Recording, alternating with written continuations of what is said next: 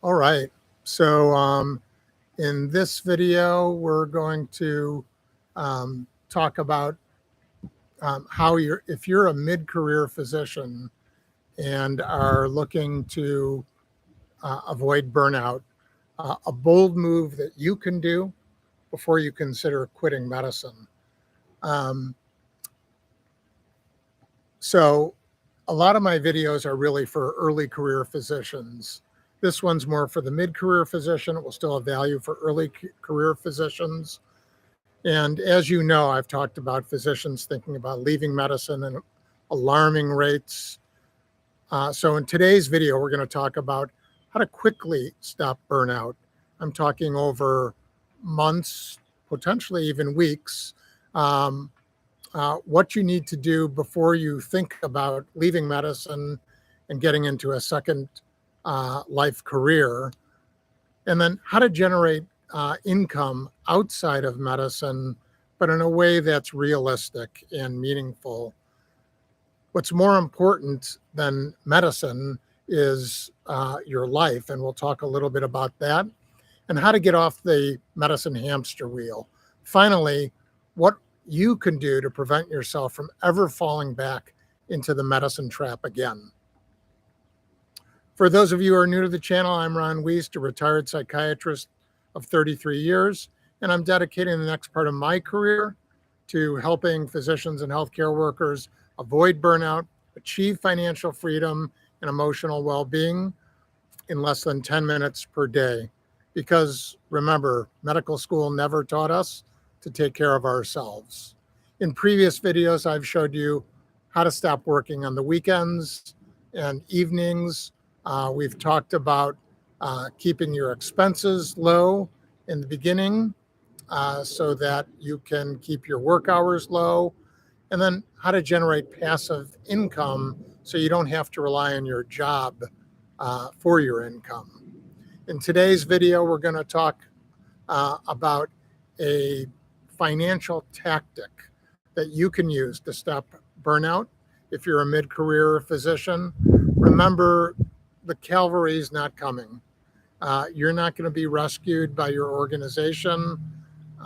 You have to take personal responsibility for getting out of this medicine hamster wheel. Your organization doesn't know how to best help physician burnout and juggle all those priorities. They're not the enemy. They just don't know better. So you have to say, okay, I understand this is how medicine is. How do I manage myself within the context of the current medical climate so that I can do my best for patients? You also may have to sit down with your spouse and really have a heart-to-heart talk about what's important in your lives.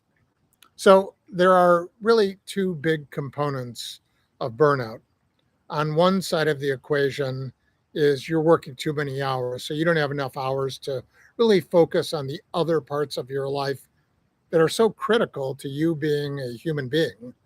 And the second component is money. How do I know this? Because I clearly know if I doubled your income and cut your hours down to 10 hours per week, you would not be burned out. That may not, by the way, stop all your problems, but these two components are critical. And frequently, it's the issue that physicians are um, working so many hours to make the income that they feel is necessary to live the lifestyle that they want that gets them into this spiral. So the question you really need to ask yourself is, how do I work less and make more in order for you not to get burned out in your life? So let's talk about 7 areas of your life that are key responsibilities in your life. The first is your mental and emotional health. You need time to educate yourself and learn about this and reflect on this so that you have enough time. Your spiritual health. That is, what are your values and morals and what's most important to you and takes priority in your life. Your physical health. I've mentioned before, this is an area that I have neglected at times of my life, and now in retirement, am really seeking to improve this aspect of my life. Your social relational health, um, family and friends, and your own relationship with yourself, critically important. Your professional life, yes, you have to keep up, but in order to keep up in medicine, you need time. The half life of medicine is growing shorter and shorter. And in order to educate yourself about this, you do need time. But I would say one of the most important things is your financial health. If you have money, remember this is stored potential energy, and you can trade money for time. If you had more money coming in every month, not from your job as a doctor, but from other sources, you wouldn't need to keep increasing your hours and increasing your hours. And then the last area that's also critically important is how do you manage your experiential life? That is, what experiences you'll have, what you'll be doing with your time. Um, and these things all take time to shape and think through and explore for yourself so you're living your best life. As a disclaimer, think of me as a coach, like your Uncle Ronnie, who's giving you some ideas.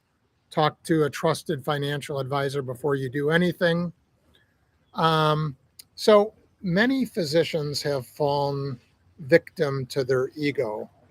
Everyone but you and I, of course. But ego, as I would define it, is conflating your self worth with what you do, what you have, your skill set, um, what other people think. And so, very early in life, a lot of physicians buy that big house and become house poor. This kind of says to the world, I've made it. But in fact, really, it's setting you up to get into the medicine trap and this vicious cycle of not being able to afford your lifestyle because you're house poor. So, what have I seen as a psychiatrist with physicians in their lives and what they do to try to manage burnout? Well, they frequently get behind in charting, managing their inbox, and other administrative responsibilities. They come home, they try to finish their charting, they may not.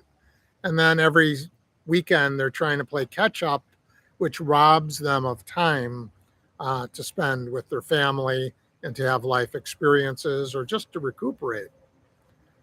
Now, so they really don't take a critical tactical approach to change this burnout pattern and hamster wheel that they're on. And they just keep doing that over and over because they're so burnt out and they don't have ways to think outside the box. But I'm talking to you about reducing your hours from 65 hours a week to 35 hours a week, which would make a very significant, meaningful difference. So again, before you do anything, talk to your tax advisor, financial advisor. But here is a little known secret that physicians could take advantage of. So there's a tax exemption of $250,000 per individual or $500,000 if you're a married couple. You don't have to pay tax on that money. So let's say you purchased a home for $500,000 and today it's worth $1 million. And let's just assume for sake of the discussion that you're married and your house is paid off. You get $500,000 that now is tax free. Again, check with your accountant. If you were bold enough to overcome the ego aspects and downsize into a less expensive home, let's say another $500,000 home, you could pay off that home, have no mortgage. So your expenses are going down dramatically than, say, if you're in a $2 million home. thoughtfully and carefully plan about how would you use this profit. You can invest in cash flowing real estate.